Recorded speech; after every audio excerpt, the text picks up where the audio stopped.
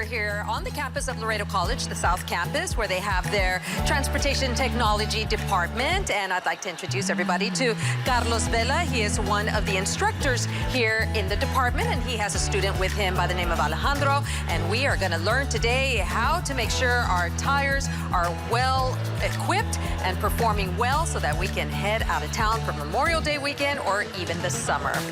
So, what do we have to look for, Mr. Well, we need to have the correct tire pressures. The actual tire pressures you can find on the play card on the door jam, which it mentions the actual pressures for the actual pressure that it's supposed to have. In this case, it should be supposed to be 35, but we have 26 psi. And he first used the digital gauge. Now he used the gauge, tire pressure gauge. What's the difference between using a digital and the one that we are more familiar with? The digital gauge is more accurate than the regular gauge, tire pressure gauge. I do highly recommend that they use the digital pressure gauge. Okay. This is the digital gauge, and this is the one that you were saying that we can purchase at a Walmart. How much is it? Very expensive to have one of these? It ain't that expensive. It might be from $15 to $20, depending on the quality or the brand of the digital pressure gauge. Okay. So, and you're saying that this one is more accurate than the traditional one that I think we're more familiar with. But this could also work. Yeah, of it course. does work actually, yes, but digital would be more accurate. Okay. So when we're checking our tires before going on an out-of-town trip or anything like that, how do we know where we're supposed to be as far as the PSI?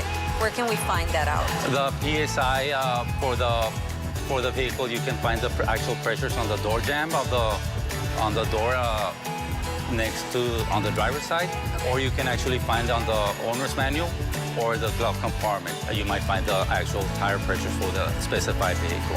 And sometimes there's a difference between the PSI from a front tire to a back tire, correct? Why is that? Because on the rear we might have more load. If you're towing, you might have more load, luggage and all that. So yeah, it's better, more pressures on the rear tires than on the front.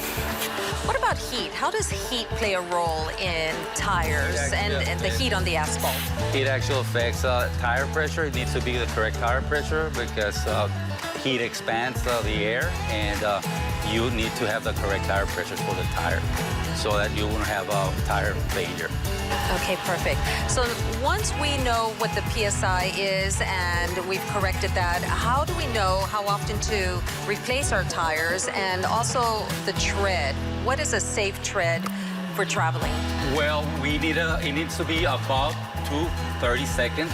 Below 230 seconds, that would be time to replace the tire. So we also have wear indicators, tire wear indicators. Once they are exposed, it would be time to replace the tire. A brand new tire would have up to 30 seconds. And in this case, we have would be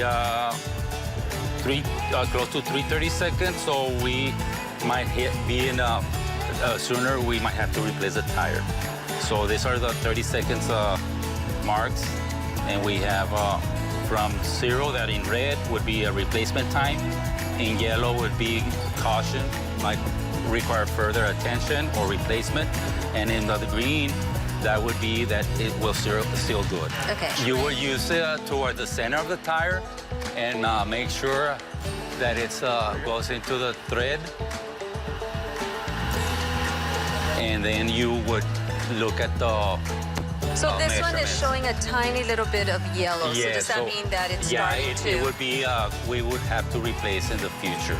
Now, another way to find out if the tire needs replacement, we have a manufacturer date, which it's a 4-digit code. We have the first 2 digits are the week of the manufacturer, and the second 2 digits are the year of manufacturer. In this case, we have the 01 and 18. So this tire was manufactured on January of 2018. So it's already 5 years old, or a little bit over 5 years old. So it would be time for replacement. Okay, perfect. Well, you know, that does it for tires. Obviously, we're going to check the treading. We're going to check how many years the tire has been performing. And of course, we're going to check the air pressure. And once all of that is done, we are ready to hit the road. Okie doke. Well, we appreciate you having us in here. And with that, we're going to take a quick break. We'll be right back.